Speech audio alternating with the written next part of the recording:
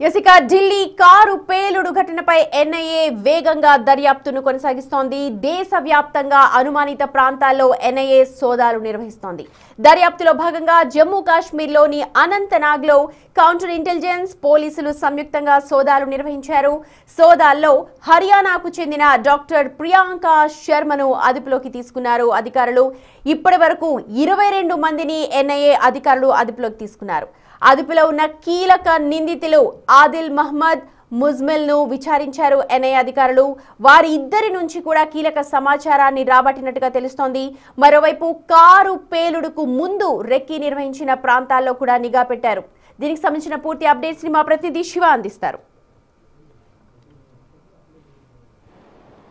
ఢిల్లీలోని ఎర్రకోట వద్ద జరిగిన బాంబు పేలుడు ఘటనపై దర్యాప్తును వేగవంతం చేసింది దర్యాప్తు సంస్థ ఎన్ఐఏ. దీనిలో భాగంగా దేశవ్యాప్తంగా సోదాలు నిర్వహిస్తున్నారు. దానిలో భాగంగా ఈ కారు పేలుడుకు సంబంధించిన అనుమతులను ఎవరైతే అదుపులో తీసుకున్నారో వారిలో కీలక నిందితులుగా ఉన్న ఆదిల్ మహమ్మద్, ఉమర్తో సత్సంబంధాలు కలిగిన ముజమ్మిల్ను కూడా అదుపులో తీసుకుని ప్రజెంట్ విచారిస్తున్నారు. మనం చూస్తున్న ఈ ఎన్ఐఏ కేంద్ర కార్యాలయంలో వారిద్దరిని కూడా నిన్న సుదీర్ఘంగా విచారించి వారి నుంచి కీలక సమాచారం రాబట్టినట్టు కూడా దర్యాప్తు సంస్థ వర్గాల నుంచి అయితే సమాచారం అయితే అందుతోంది. దీనితో వీరిద్దరితో పాటు షాహిద్ మహిళా డాక్టర్ను కూడా అదుపులో తీసుకుని విచారిస్తున్నారు. అయితే వీరిచ్చిన సమాచారం మేరకు మరికొంతమందిని కూడా అదుపులో తీసుకుని విచారిస్తున్నారు. వీరి వాట్సాప్ చాటింగ్ కానీ, కాల్ డేటా కానీ, ఇతర కొన్ని కీలక ఆధారాలను సేకరించి వారందరినీ కూడా అదుపులో తీసుకుని విచారిస్తున్నారు.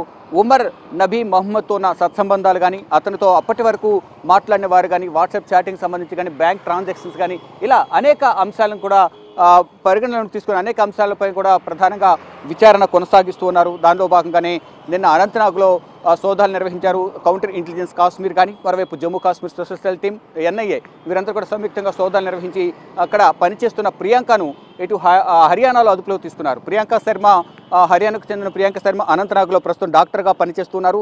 అదుపులో తీసుకున్న ప్రియాంక శర్మకు ఇటు ఈ టెర్రన్ మాడ్యూల్కు ఉన్న సంబంధాలు ఏంటి అనే కోణంలో కూడా ప్రజెంట్ దర్యాప్తు చేస్తున్నారు.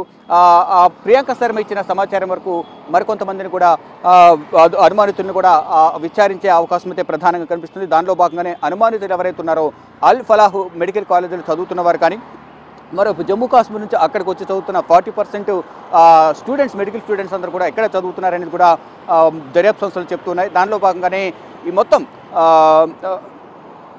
దీంట్లో అనుమానితులుగా చెప్తున్న ఎవరైతే బాంబు దాడితో కానీ, ఇటు ఉమర్ నబీ మహమ్మద్తో సత్సంబంధాలు కలిగి ఉన్నవారు కానీ, వీరందరినీ కూడా అదుపులో తీసుకోవడం ద్వారా ఎక్కడెక్కడ ఈ బ్లాస్ట్లకు ప్లాన్ చేశారు అనేది కూడా ప్రధానంగా తెలుసుకునే అవకాశం ఉంటుంది. కాబట్టి వారితో సంబంధాలు ఉన్నవారు కానీ, ఇటు జమ్మూ కాశ్మీర్లోని వారి నివాసాల చుట్టుపక్కల ఉన్న కుటుంబ సభ్యులు, బంధువులు కానీ వీరందరినీ కూడా ప్రశ్నిస్తూ ఉన్నారు. ఇప్పటికే ఇంటింటికి తిరిగి సోదాలు నిర్వహిస్తూ ఉన్నారు.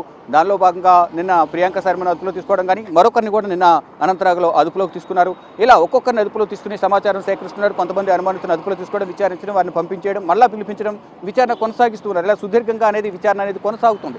దీనిలో భాగంగా ఈ బాంబు పేలుడు ఘటన తర్వాత పేలుడుకు ముందు ఉమర్ నబీ మహమ్మద్ ఎక్కడెక్కడ రెక్కీ నిర్వహించారు ఢిల్లీలో, ఆ ప్రాంతాల్లో కూడా నిఘా పెట్టారు. కనాట్ ప్లేస్, బారాకంబాబు రోడ్, రైల్వే స్టేషన్లు, మస్జిద్, రద్దీగా ఉండే ప్రాంతాలన్నింటిలో కూడా రెక్కీ నిర్వహించి ఫైనల్గా ఎర్రకోట సమీపంలో ఉన్న నేతాజీ సుభాష్ మార్గ్లో ఈ బ్లాస్ట్ అనేది జరిపారు. ఈ బ్లాస్ట్లో చాలా వరకు గాయపడ్డారు. 10 మందికి పై కూడా మృతి చెందిన పరిస్థితి కనిపిస్తుంది. మరికొంతమంది ఇంకా ట్రీట్మెంట్ పొందుతూనే ఉన్నారు. మొత్తంగా చూసుకుంటే ఈ కారు పేలుడు ఘటనకు సంబంధించి ఎన్ఐఏ దర్యాప్తు సంస్థ దర్యాప్తును వేగవంతం చేసింది. నిందితులందరినీ కూడా అదుపులో తీసుకుంటుంది. అనుమానితులందరూ కూడా అదుపులో తీసుకుని విచారిస్తుంది. వీలైనంత త్వరగా దీనిపై నివేదిక సమర్పించాలని కూడా కేంద్ర ప్రభుత్వం ఆదేశాలు జారీ చేసిన నేపథ్యంలో ఈ దర్యాప్తును వేగవంతం చేసి అన్ని చోట్ల అనుమానిత ప్రాంతాల సోదాలు నిర్వహించి అదుపులో తీసుకోవడం, వారిని విచారించడం, ఇలా ప్రతి ఒక్కరిని కూడా అదుపులో తీసుకుంటున్నారు. మరోవైపు ఉమర్ నబీ మహమ్మద్ మొబైల్ అలాగే సిమ్ కార్డు స్వాధీనం చేసుకున్నారు.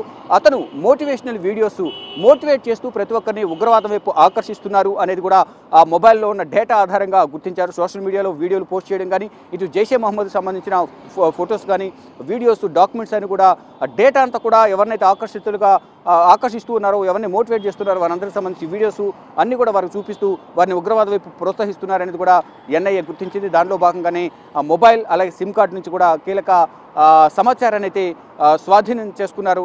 మొత్తం జమ్మూ కాశ్మీర్ వ్యాప్తంగా వీరితో ఉగ్ర లింకులకు సత్సంబంధాలు కలిగి ఉన్న వారందరినీ నివాసాల్లో కూడా సోదాలు చేస్తున్నారు. ఇటు హర్యానాలో కూడా సోదాలు నిర్వహిస్తున్నారు. ఇప్పటికే అల్ఫలాహ్ మెడికల్ కాలేజ్ లైసెన్స్ రద్దు చేశారు. ఇప్పుడు ఎవరైతే అరెస్ట్ అయ్యారో డాక్టర్లుగా చెప్తున్న వారందరినీ కూడా గుర్తింపు వారి లైసెన్సులను కూడా మొత్తం రద్దు చేశారు. మొత్తంగా చూసుకుంటే కనుక హర్యానాలో కానీ ఇటు జమ్మూ కాశ్మీర్లో కానీ ఎక్కడెక్కడ తనిఖీలు కొనసాగుతున్నాయి. దీనికి సంబంధించి జైషే మహమ్మద్ ఉందా, ఇంకెవరైనా ఉగ్రవాద సంస్థలు వెనుకుండి ఇదంతా నడిపిస్తున్నారా అనే కోణంలో కూడా దర్యాప్తును కొనసాగిస్తున్నారు.